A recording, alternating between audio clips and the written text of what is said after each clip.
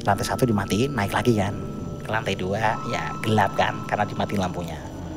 Naik, tapi by the way lantai 3 masih ramai suaranya ya. Iya. Naik ke lantai 3, jebret begitu nyampe di lantai 3, yang didapati si Veda itu bukan beberapa karyawan lagi bekerja, tapi lantai yang kosong dengan lampu yang udah mati, dengan AC yang sudah mati juga.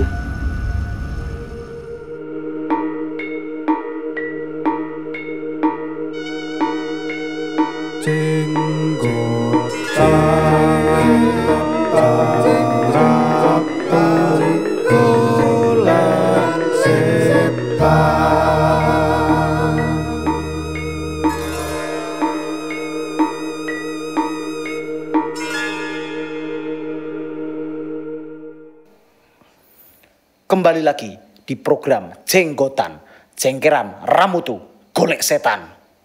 Karena dunia bukan hanya tempat bagi manusia, tapi juga bagi mereka yang tak kasat mata. Jadi mari berbagi cerita. Settingan baru agak ribet ya. Ribet guys. Istimewa openingnya dan juga istimewa karena baru pertama kali kita punya TV. Makasih loh. Punya TV. Makasih loh. Bisa untuk space iklan, makanya ini ditulis iklannya masih misteri ya kan. Jadi untuk iklan-iklan silakan masuk, nggak apa-apa, silakan DM aja di Instagram kami di @jenggotan_podcast. Nah, oke, di sini saya akan menceritakan satu hal bro. Ini sebetulnya nih yang cocok cerita Anda karena deket wilayah Anda ini. Waduh. Tapi teman kita @ramaveda itu ngirimnya ke Instagramnya Jenggotan. Jadi tak bacain ceritanya ya. Oke. Diceritakan seseorang kawan kita bernama Veda. Dia itu pada satu waktu, lebih tepatnya bro, Ramadan tahun kemarin. Wih. Dia itu PKL. PKL itu apa ya artinya? PKL itu Praktik kerja lapangan. Oh, praktik berarti magang. To the God. Oh, begitu. Dia tuh magang di sebuah kantor yang bergerak di bidang desain grafis. Letak kantornya di Surabaya Barat. Anda pernah tinggal di Surabaya lah pasti sering lewat daerah Surabaya Barat, tapi ini tidak disebutkan alamat lengkapnya, disebutkan Surabaya Barat gitu. Nah, sebelum masuk ke ceritanya tak jelasin dulu konstruksi dari gedung itu ya. Jadi gedung itu tuh punya 3 lantai bro, punya 3 lantai, dan kebetulan si Veda sama temannya ini ya kan, si Veda sama temannya itu kan PKL tuh. Nah, ruangan mereka itu berada di lantai 2, ruangan mereka. Oh ya. Nah, di suatu hari begitu rencananya itu akan ada pertemuan antara pihak kantornya Veda ini dengan klien. Oke. Ya, ada jadwalnya begitu di suatu hari, dan pertemuan itu mulainya jam 9 pagi. 9 pagi. Nah, selayaknya anak magang bro. Jadi kalau misalnya ada pertemuan jam 9 pagi, tentunya Veda ini dan kawannya itu berangkat lebih pagi dari itu. Berarti jam 8 atau setengah 9 lah sudah nyampe kantor. Nah, diceritakan juga sebelum berangkat nih ke kantor pada hari itu ya, bannya si Veda itu bocor di tengah jalan. Oke. Nah, sebetulnya ini dengan bocornya bannya Veda ini membuat si Veda ini overthinking. Kenapa overthinking? Karena sebelum kejadian ban bocor itu kan dia udah beberapa kali ngantor kan. Nah, karyawan-karyawan di sana itu kayak menceritakan gitu loh ke Veda bahwa kantor itu tuh katanya terkenal angker, dan ada beberapa karyawan di sana yang digangguin sama hantunya lah di kantor itu. Nah, gangguannya tuh macem-macem. Misalnya tuh terutama di sore hari ya. Oke. Itu terutama di sore hari, berarti siapapun yang pulang paling belakang itu selalu diganggu lah dalam tanda kutip. Seperti contoh, ketika ada satu karyawan nih masih di kantor, tiba-tiba ada yang ngetok pintu ruangannya. Pas dibuka nggak ada orang. terus di pantry maghrib tiba-tiba tuh kayak ada suara, Anda tahu nggak sih bro, orang ngerapiin gelas sama piring, jadi kayak di krek gitu loh, kayak lagi ngerapiin gelas sama piring, padahal posisinya di kantor itu tuh cuman si karyawan itu doang. Itulah sebagian cerita yang diceritakan karyawan kantor tersebut ke Veda. Makanya dia banyak bocor tuh udah apa ya, overthinking duluan nih. Akan ada apa nih hari ini gitu kan. Rasa kayak punya firasat gak enak aja. Ya. Oke, pas kita kembali ke Veda ya, pas dia nambalin bannya itu, ya akhirnya sudah selesai dan dia datangnya telat dikit. Tapi it's okay lah, karena kan memang banyak bocor. Nah, pertemuan itu memang dimulai jam 9 pagi bro. Nah, pertemuannya itu dijadwalkan ada di lantai 3. Ruangannya si Veda ada di lantai 2. Pertemuannya ada di lantai 3. Nah, kebetulan si Veda ini tidak ikut pertemuannya. Kan magang kan fokus ngerjain proyekan kan begitu. Nah, dia ngerjain. Nah, jadwalnya si Veda ini, jadwal ngantornya normal bro, 9 to 5. Normal lah ya. Nah, kita langsung loncat itu sampai jam 5 sore. Jadi kejadiannya itu jam 5 sore. Di jam 5 sore pada saat si Veda ini masih ngerjain proyekan dia, tiba-tiba tuh si bosnya itu nyamperin si Veda terus ngasih kunci utama kantor, yang dimana kalau dikasih kunci utama berarti posisinya orang itu orang yang pulang terakhir, ya kan? Si bosnya ngasih kunci berarti kan bisa disimpulkan bahwa Veda itu orang terakhir di hari itu yang pulang kan? Soalnya temennya tuh udah pulang juga. Ya kan, tinggal si Veda doang. Nah, memang si Veda ini merencanakan pulang itu enggak tepat waktu. Karena apa? Katanya si Veda, Surabaya itu kalau jam pulang kantor rame banget ya, crowded banget katanya sih. Iya. Dia tuh nunggu macet. Nunggu biar jalannya lancar gitu. Nah, sambil menunggu kemacetan Surabaya yang amat crowded di jam pulang kerja, si Veda ini ngelanjutin pekerjaannya dan makan itu loh bro, sego bontot nih nek nulis apa ya, nasi bekal. Makan bekalnya ya kan.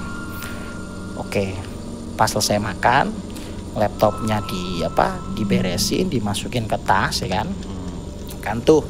Nah, kan makannya si Veda kan itu kan bungkus dia, kebetulan itu pakai sendok sama piringnya kantor. Selayaknya anak magang bro, habis makan disiplin banget, pasti langsung dicuci. Ya kan, dia dicuci di pantry kan, pantrynya tuh ada di lantai 2 pantrynya. Dicuci dia. Nah, pas nyuci ya kan, itu si Veda tuh nggak sengaja kayak ngedenger suara dari lantai 3. Itu suaranya tuh ada orang rame, maksudnya ini seperti ada aktivitas di lantai 3. Ada orang ngobrol. Ada yang masih kayak orang ngobrol berjalan di lantai 3 tuh, kayak ada orang tuh rame banget. Normal kayak suasana perkantoran. Yes. Si Veda nih mikir kan, oh pertemuannya masih lanjut ternyata ya, sampai jam sekian gitu kan. Oke, terus setelah itu si Veda ini buka laptopnya lagi, lihat-lihat YouTube, lihat-lihat apa, karena kan si Veda dipasarin kunci kan. Berarti si Veda harus menjadi orang terakhir yang pulang ya dong. Ya kan? Ditungguin sampai jam 7 masih rame di atas. Kebetulan ini dia belum sama sekali keluar dari lantai 2 loh, masih di lantai 2 ya. Ditungguin lagi, mungkin habis ini kali, sampai jam 8. Masih rame tuh di atas tuh. Ditungguin sampai 8:30 kali ya, balik ya. Yaudah deh, kalau 8:30 masih rame, si Veda memutuskan untuk pamitan dulu aja lah, nitipin kuncinya ke yang lain, ke orang-orang kantor yang di atas. Dan ternyata 8:30 tuh entah kenapa makin rame bro, suaranya bro. Makin rame. Ya makin gak tega dong si Veda untuk pulang kan. Karena masih ada senior-seniornya tuh di atas kan. Dan ternyata bro, sampai setengah 10 malam masih rame. Ya, setengah 10 malam masih rame. Si Veda juga udah ngantuk banget. Akhirnya si Veda ini memberanikan diri untuk pamitan.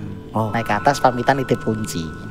Nah, selayaknya anak magang bro, kalau ingin pamitan pulang duluan kan ada rasa nggak enak tuh. Iya, nggak enak hati lah ya. Makanya dia tuh sebelum memutuskan untuk naik ke atas buat berpamitan, itu kayak ngeliatin kuncinya gitu loh, ngeliatin kuncinya. Kasih nggak ya? Kasih nggak ya? Ini Balik gimana? ya? Gimana ngomongnya? Kuncinya makan nggak ya? Aduh, enggak. Kan dia udah makan. Udah gitu. makan tadi. Terus dia sempat kepikiran juga untuk aku keluar ngopi ya, maksudnya kan kalau kan di depan kantornya ada warkop kan. Iya. Kalau misalnya karyawan ditunggu di warkop kan, kalau karyawannya keluar kan kelihatan. Yoi. Terus aku ngunci dah. Iya. Tapi ini matanya si Veda ini semakin ngantuk. Terus dia juga berkali-kali menguap. Akhirnya ya udah deh, pulang aja, pamitan aja dengan si Veda itu punya rencana kan, bilang aja besok masuk pagi, selesai udah, ya kan? Besok masuk pagi udah ngantuk banget, oke. Si Veda naik ke atas tuh, posisinya tuh makin rame ya suaranya ya. Iya. Naik ke atas. Nah sebelum naik ke atas tuh Veda ngematiin lampu di lantai 2. Ya kan? Terus tapi turun dulu. Oh ya lupa, Veda turun dulu ke lantai 1, matiin lantai 1. Biar apa? Pamitan biar langsung turun udah gitu kan. Iya. Lantai 1 dimatiin, naik lagi kan. Ke lantai 2 ya gelap kan karena dimatiin lampunya. Naik. Tapi by the way lantai 3 masih ramai suaranya ya. Iya. Naik ke lantai 3, jebret, begitu nyampe di lantai 3, yang didapati si Veda itu bukan beberapa karyawan lagi bekerja, tapi lantai yang kosong dengan lampu yang udah mati, dengan AC yang sudah mati juga. Pertanyaannya, suara crowded beberapa detik sebelum si Veda nyampe lantai 3 tuh suara apaan? Suara apaan? Saya juga mikir. Nah, si Veda ini sempat berpositive thinking. Karena ini tak jelasin konstruksinya lagi ya. Karena di lantai 3 itu bro, ada jalan keluar. Jadi lantai 3 nih. Ya. Keluar pintu samping, terus tangga turun langsung ke lobi. Ada tuh. Oke. Apakah karyawan-karyawan yang rame itu pada lewat sana ya? Oke, masih positive thinking. Ya. Terus akhirnya si Veda ini memutuskan untuk WA senior karyawan yang ada di sana. Di WA ditanyain, ini aku tadi dengar suara rame-rame itu masih ada rapat apa gimana? Dibales sama salah satu karyawannya kan. Rapat gimana? Jam berapa rapatnya? Ini jam 9:30 nih masih rame gitu kan. Masa? Enggak. Kantor tuh udah kosong sedari jam 4 sore. Dan si bos itu orang terakhir yang pulang.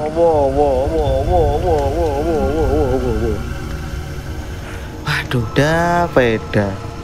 Ya akhirnya hal itu menjadi hal yang tidak logis dan menjadi pengalaman mistis yang dialami oleh Veda di kantornya pada saat dia PKL. Dan kejadiannya teman-teman di bulan puasa. Sakno eda awak muda ada. Emang Surabaya Barat itu angker gak sih? Ya kalau ngomongin angker mah, kalau di Surabaya itu kita ada yang viral di itu ya internet ya. Itu ada Rumah Darmo. ya, itu di mana itu? Rumah Darmo itu? Di Surabaya Barat. Waduh. Nggak, at least saya pernah ke sana malam-malam, tengah malam. Oh pernah melancong ke Rumah Darmo? Ketemu Pak Darmo? Oh enggak ya. Pernah malam-malam. Oh nak Pak Darmo ning ndi kuwi? Nek Pak Darmo ning apa Lidah kuwi? Enggak. Oh enggak. Memang rumah itu Darmo. Bener. Malam, tengah malam, jam 1 malam. Berarti apakah Anda bisa menyebutkan bahwa Surabaya Barat itu salah satu tempat paling angker di Jawa Timur? Enggak juga ya. Semua tempat itu pasti ada angkernya kok. Dan ini berarti si Veda lagi sial aja. Ya mungkin bisa jadi sih. Anda mengatakan si Veda ini sial. Nah, Sekarang bayangin gini deh bro, bayangin aja nih. Iya. Untuk teman-teman juga bayangin. Iya. Misalnya nih, kan si Veda itu diganggu di lantai 3, ya kan? Ada suara rame-rame, pas dicek ternyata nggak ada orang, lampunya udah mati, AC-nya udah mati. Yo. Anggap saja besoknya si Veda ngantor lagi, Iya. dan si Veda itu pulang terakhir lagi. Oke. Ya kan? Dia kan lantai 2 nih. Yoi. Dia kan mindsetnya kan sudah, ini kalau ada suara rame-rame di atas jam 5 fix hantu, gue harus segera lari. Iya. Pertanyaannya, apabila si Veda di lantai 2, ini posisinya udah jam 5 lebih ya, terus suara rame-rame itu adanya di lantai 1, kan dia harus turun lewatin, wah gitu kan. Iya sih. Makanya untuk Veda kami sarankan untuk beli parasut. Itu tadi saran dari kami. Jenggotan, terima kasih untuk @ramaveda_ yang sudah mengirimkan ceritanya ke Instagram kami di @jenggotan_podcast. Thank you Veda.